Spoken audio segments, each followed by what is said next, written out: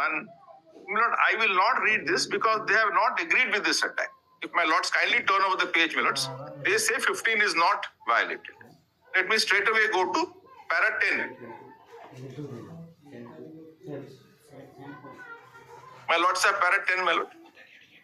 In the alternative, it is urged that district-wise distribution violates Article 14 of the Constitution because it denies equality before the law or equal protection of the laws, in as much as such allocation of seats may result in candidates of inferior caliber being selected in one district, while the candidates of superior caliber cannot be selected in another district. Exactly what your lordships are seeing in this case.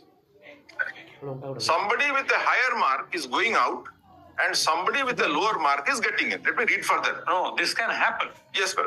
This can happen if you have one combined selection. For one district. No, for all the districts. Correct. You have combined selection. Yes, sir. But in the advertisement, yes, you sir. point out yes, sir. that you can apply against this district. Correct. One can apply against this district. Then the selection process for that district is confined to one selection process. Correct. Though your selection process Correct. is combined. Correct. So this can happen. Yes, sir. Let me read further. Yes. Principle 1 is so and so. It has not been denied on behalf of the state that such a thing cannot happen, though there are no statistics available in this behalf because the mark sheets were all destroyed after the interviews. Para 11. The question whether district-wise allocation is violative of Article 14 will depend on what is the object to be achieved in the matter of admission to medical colleges. Here, your lordship will read it, my lord, for selecting teachers to teach. The object of selection can only be to secure the best possible material for admissions to college, subject to the provision for socially and educationally backward classes. So this is the rider. Further, whether selection is from the social and educational backward classes or from the general pool, the object of selection must be to secure the best possible talent from the two sources. If that is the object, it must necessarily follow that the object would be defeated if seats are allocated by districts allocated district by district. It cannot be and has not been denied that the object of the selection is to secure the best possible talent from the two sources so that the country may have the best possible doctors. If that is the object, the argument on behalf of the petitioner appellant that the object cannot be possibly be served by allocation district-wise. It is true that Article 14 does not forbid classification, but classification has to be justified on the basis of the nexus between the classification and the object to be achieved, even assuming the territorial classification may be a reasonable classification. The fact, however, that the classification itself is reasonable is not enough to support it unless there is a nexus between the classification and the object to be achieved. Therefore, as the object to be achieved in a case of the kind with which we are concerned is to get the best talent for admission to professional colleges, the allocation of seats district-wise has no reasonable relation with the object to be achieved. If anything, such result will result in many cases in the object being destroyed, and if that is so, the classification, even if reasonable, would result in discrimination in as much as better qualified candidates from one district may be rejected, while less qualified candidates from other district may be admitted from their own two sources, from either of the two sources. So they have gone really one step forward with us to say that such a rule also will be frowned upon. Kindly turn over the page, minutes. Yes. Lordship may see, Millard, there is one line which starts after 7-8 lines. We are also satisfied. 9th line, my lord. We are also satisfied. My lordship shall have that line. We are also satisfied that such allocation results in discrimination and there is no nexus between the territorial distribution and the object to be achieved, namely admission of the best talent from the two sources already indicated. We are therefore of the opinion that allocation of seats on the district-wise basis is violation of Article 14, is violative of Article 14. We may add that we do not mean to say that territorial classification is always bad under all circumstances. But there is no doubt that district-wise classification, which is being justified on territorial basis, in these cases is violative of Article 14, for no justification worth the name in support of the classification has been made out. We therefore hold Rule 8 providing district-wise allocation is bad as it violates 14 and therefore we struck it down. So they say that rule said district-wise. They said, look, you're looking for the best talent. So you can't say that district-wise or territorial-wise. No, but this was whether on the basis of residence of a particular candidate. Correct. Here, Yes. A resident of Khurda, Yes, my lord. could give apply anyway. First preference Yes. for, say, Malkangiri. Correct. But what they say is that when you are selecting an MBBS student, select the best talent. Don't restrict it to any district. Here I am saying that if I am selecting a teacher, the students of Malkangiri, Bolangir or Khurda, any matter, any district, they should have the facility of getting taught by the best. That is why you had a CBT exam, otherwise there was no reason. Remember, this is one. Kindly see one more judgment. Now this is Radheshyam Singh, where a zonal consideration was being considered. People were applied, so they said, okay, for A zone, these candidates. Kindly see para 2 minutes.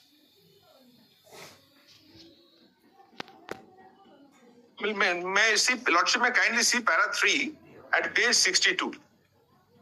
This is, my Lord, 1997, volume 1 SCC, page 60.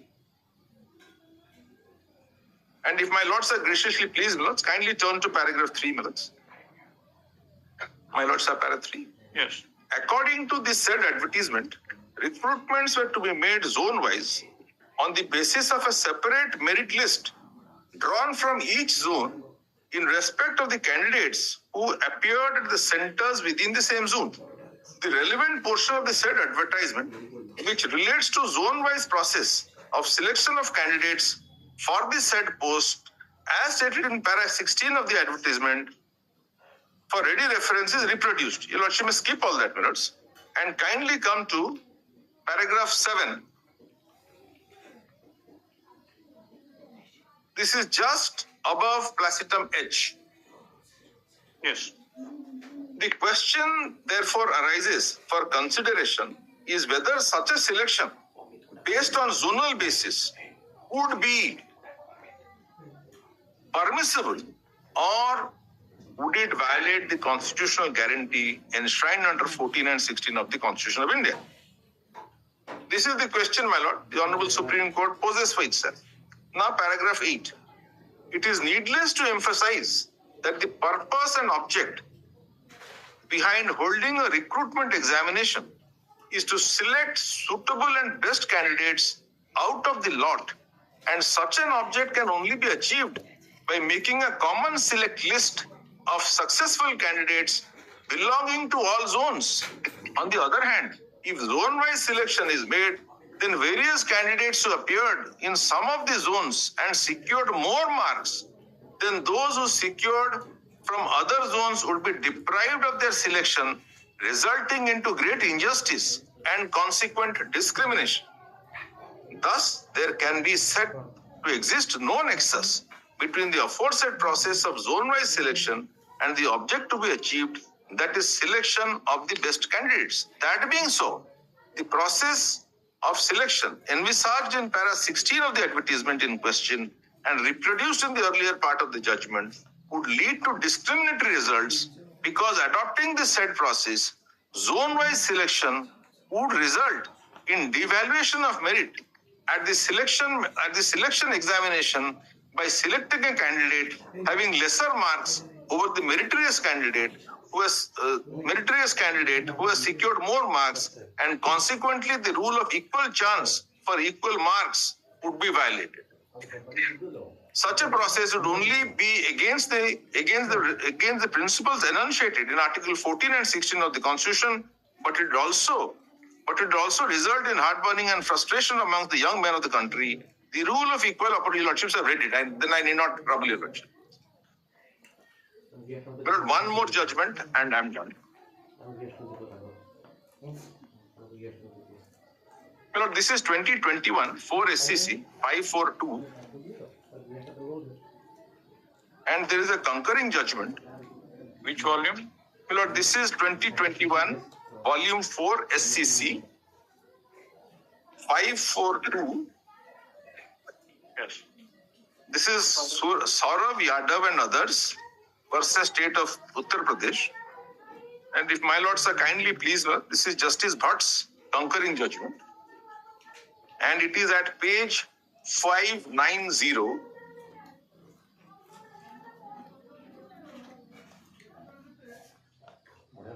Yes. Paragraph 38 and 39. The second view is thus neither based on the authoritative pronouncement of this court, nor does it lead to a situation where merit is given precedence. Subject to any permissible reservation, either social, vertical, special, opportunities to public employment and selection of candidates must purely be based on merit. Any selection which results in candidates getting selected against open general category with less merit than the other available candidates will certainly be opposed to the principle of equality. There can be special dispensations when it comes to candidates being considered against seats or quota meant for reserved categories, and in the theory, if it is possible that more meritorious candidates coming from open general category may not be selected. But the converse can never be true and will be opposed to the very basic principles which have all the while been accepted by this court. Any view or process of interpretation which will lead to incongruity, as highlighted earlier, must be rejected.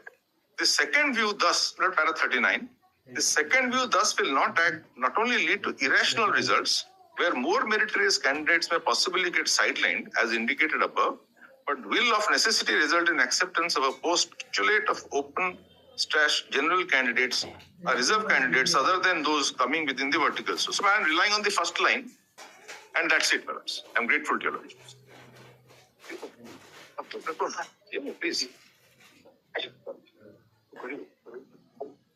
Lordships, we've been greatly benefited with the Honorable AG's argument. Not much to add except this, that which in fact fell from your Lordship's mouth also, is that this was never meant to be actually a district-wise or a residence-based recruitment. See, there could have been two results. One, purely based on the merit for the entire state, based on preference also. And then that one merit list would have been bifurcated, divided, again based on preference. So there would be no difference between the first merit list, the candidates in the first merit list, and those selected, those divided, bifurcated from them based on preference, district-wise. Am I clear? Lordships. So only a separate merit list, like it's a kind of allocation to districts. Lordships. So one from one combined merit list, you are allocating, the state is allocating different districts. Yes, and I think one thing which I wanted to bring to your Lordship's notice is this, that each one of them was actually allowed to participate for each and every post, irrespective where it is placed. That's very important. All that probably the state did, instead of state preferring, you are allocated this or that, allowed that you make your preference or your first or second preference wherever you want to be placed according to the marks that you secure. So state never wanted to do away with the merit issue. So that's very important. Because when it happens, if it was completely district-based, then in fact they would have also asked for a residence certificate or something. That was not at all the case here. So no, residence was never the criteria. Never the criteria. Preference had some criteria. And according to your preference, you do get allocated. That's all. But this preference was never meant to absolutely not allow people who are higher up in the merit to go away. Because as I last time also submitted, the extreme of that argument would be that only because I preferred, I'll get a seat even if I secure 0. But that's possibly not. And I think that would be a very compromising situation vis-a-vis the state, and state would vis-a-vis the districts, which state would never want to do. Especially want to maintain a particular standard of education throughout the state. That's all would be to look at the entire thing from that perspective. That's all I would add. Otherwise, everything has been covered by our honorable. May be permitted to supplement Land Advocate General's. So I only supplement by some 2-3 judgments. But one thing, as your lordships pointed out, so far the merit of the case is concerned. In fact, on 10/9/2023, which was placed by the Land Advocate General, the candidates will be selected on the basis of the marks secured on the CBT computer-based test examination. This was circulated about the candidate, and candidates were aware before the process of selection was started, before the CBT exam. There is another aspect. Sir. The notice, the advertisement was not contrary to any provision under the resolution. Under reservation. Under resolution. Oh yeah, resolution. So that the process which was adopted was not in conflict with any provision under the resolution 8.2, 8.3. Right. So therefore 8.2 read with this notice dated 10/9/2023 makes it very clear. The candidates will be selected on the basis of the marks secured in the CBT computer-based test examination. That's all. And you have already read 8.2 and 8.3. What comes to my mind? And the district-wise posts were not advertised. No, sir.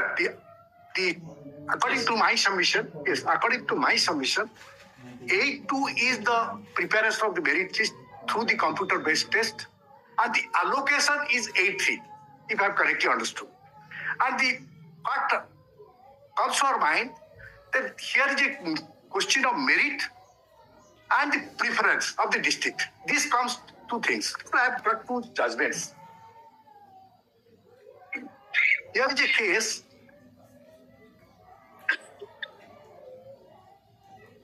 AI 2006 Supreme Court. I don't want to again further add something which Land Advocate General already clarified to lordships, and they have given also illustrations. And this judgment, if lordships will come to where the merit and the preference is there, particularly which will be preferred. Lordships look to paragraph 4. Paragraph 4. To appreciate the real controversy in perspective, it is necessary to notice the requisite qualification mentioned in the advertisement as per the requirement of Rule 8 of Uttar Pradesh Homeopathic Medical Service Rule 1990. These are the academic qualifications, the entry of the recognized degree in homeopathic, that is the minimum qualification. But you also see the bottom. It will be noticed on the above quoted rules that in addition to the requisite qualification, a proviso has been added, inverted comma, preference will be given to the degree holders. The real controversy starts from the proviso that preference will be given to degree holders. Then also straightway come to the last but one page, the judgment in 2003 BB Commission versus YBBR Srinivasan, that has been quoted. Let me read that quotation, then I will take the lordship to paragraph 12. The word preference. Which paragraph? That is paragraph 11. Just above paragraph 12. Yes. The quotation. The word preference, in our view, is capable of different sets of meaning, taking color from the context, purpose, and objects of use on the scheme of things envisaged. Hence, it is to be construed not in isolation or detached manner, ascribing a meaning of universal import for all contingencies capable of an invariable application. The procedure for selection in case involves a qualifying test, a written examination, an oral test or interview, and the final list of selection has to be made on the basis of the mark obtained in them. The suitability and all around merit, it has to be adjudged in that manner only. That justification could be there for overriding all this merely because a particular candidate is in possession of an additional qualification on the basis of which a preference has also been envisaged. The rule do not provide for separate classification of those candidates or apply different norms of selection for them. The preference, inverted comma, envisaged in the rule, in our view, under the scheme of things and contextually, also cannot mean an absolute en bloc preference akin to reservation or separate and distinct method of selection for them alone. A mere rule of preference meant to give weightage to the additional qualification cannot be enforced as a rule of reservation or rule of complete precedence. Such a construction would not only undermine the scheme of selection envisaged through the Public Service Commission on the basis of merit performance, but also would work great hardship and injustice to those who possess and the required minimum educational qualification with which they are entitled to compete with those possessing additional qualification to and demonstrate their superiority merit-wise and their suitability for the post. It is not to be viewed as a preferential right conferred even for taking up their claims for consideration. On the other hand, the preference envisaged has to be given only when the claim of all the candidates who are eligible are taken for consideration and when anyone or more of them are found equally positioned by using an additional qualification is a titling factor in their favor vis-a-vis other in the matter of actual selection. Then paragraph 12. In the instant case, the requisite academic qualification for the post of homeopathic as prescribed in the advertisement was recognized a degree in homeopathy or a recognized diploma in homeopathy. A proviso has been added that the preference will be given to the degree holders. This would mean that a recognized diploma in homeopathy prescribed in the advertisement is also a required minimum educational qualification with which they are entitled to compete with those candidates possessing the degree. The word preference would mean that when the claims of all candidates who are eligible and who possess the requisite educational qualification prescribed in the admission are taken for consideration, and when one or more of them are found equally positioned, only the additional qualification may be taken as a titling factor in favor of the candidate vis-a-vis others in a merit list prepared by the commission. But preference does not mean en bloc preference irrespective of inter se merit and suitability.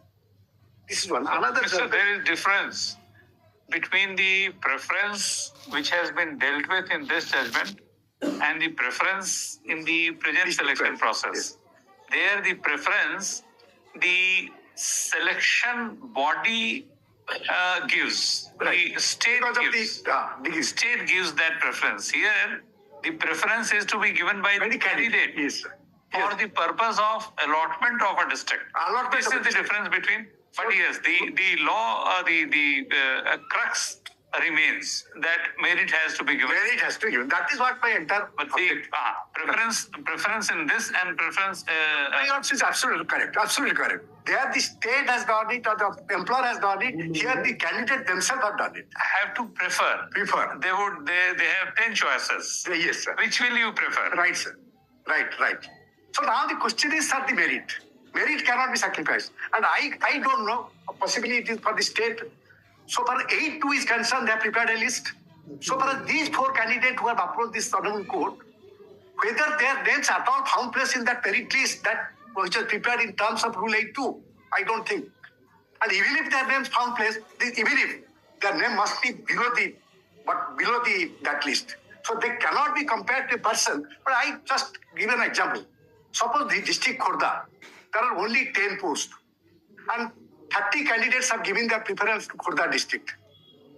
But it is the employer's duty, the state duty to give those candidates according to their preference. They will give the other candidates which cannot be accommodated as per their merit to other district.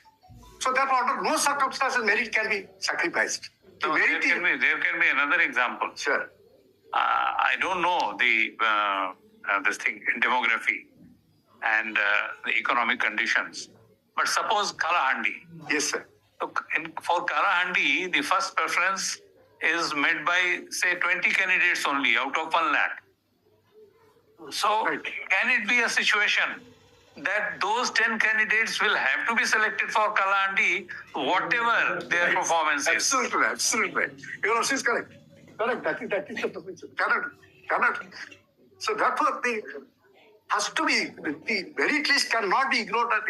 So far as the post judgment is concerned, what they have prepared, I found these 4 candidates, even including the petition number 1, the private opposite party, they have secured the marks much below the marks secured in the last candidate in any other districts. So the category 2. So for the Malkan, in that case, if the honorable single judge judgment is accepted, that means a candidate who has secured 146 has to be selected, and a candidate who has secured 176 has to be ignored. That means in between 2, the merit has to be sacrificed. That is what another judgment I'm just giving. I close my argument. This is also 1989 Supreme Court page 1194, paragraph 14. I think Advocate General cited one judgment also that that's the intelligible indifferential so far as this district is concerned. That paragraph 14. Let us now examine the question of college-wide institutional preference, paragraph 14. From the point of view of Article 14 of the Constitution, by the impugned rule, the classification. You are reading which paragraph? Paragraph 14. Paragraph 14. 1-4. Yes. Please. Let us now examine the question of college-wide institutional preference from the point of view of Article 14 of the Constitution. By the impugned rule, a classification has sought to be made with the students of each particular college passing their MBBS examination from that college to the exclusion of all other students obtaining their MBBS degree from the other colleges. In order that a classification is a permissible one within the meaning of Article 14 of the Constitution, 2 tests have to be satisfied. Namely, 1, that there is an intelligible differential which distinguishes persons grouped together from those who are left out of the group. 2, that there is a rational nexus to the object sought to be achieved by the impugned rule. The object sought to be achieved by the impugned rule is obviously to prefer merit for the postgraduate course and to exclude less meritorious candidate. Then you also kindly come to paragraph 15, middle portion. Paragraph 15, middle portion. Thus, although you also from paragraph 15, 1, 2, 3, 4, about 8 lines from the top. Thus, although Dr. Anjali Swanso and Dr. Sumit Swanso secured more marks than the student admitted in the postgraduate course in Swanso in said GS Medical College, except the said Dr. Ganapati Sawan, they refused admission in view of the college-wide institutional preference. Similarly, in respect of other discipline, many meritorious students could not get admission even though they secured higher marks than those admitted in the postgraduate degree course by virtue of the impugned rules. Thus, there is a patent discrimination in as much as the students obtaining lesser marks have been preferred to those obtaining higher marks.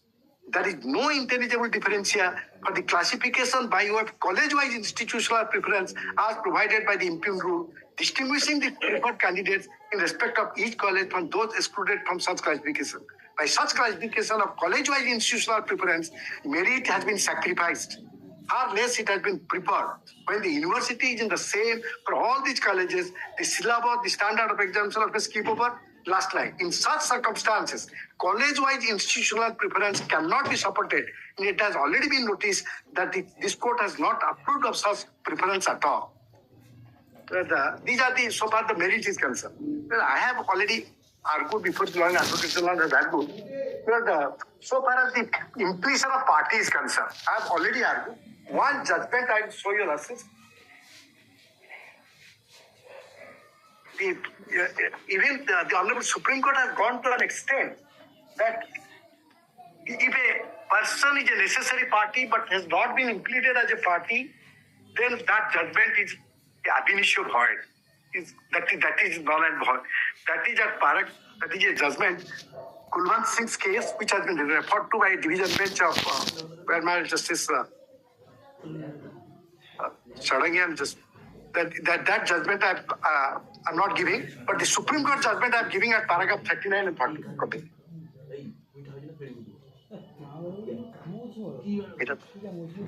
Yes. Yes. That is order in SLP. Kulwant Rai. No, it is, yes. But Supreme Court in civil appeal. In a civil appeal, yes. Civil It's not appeal. a judge. Order in SLP, that is referred. Judgment. No, this judgment, if you are super look to, just I'm showing it. Para 39. Para 39.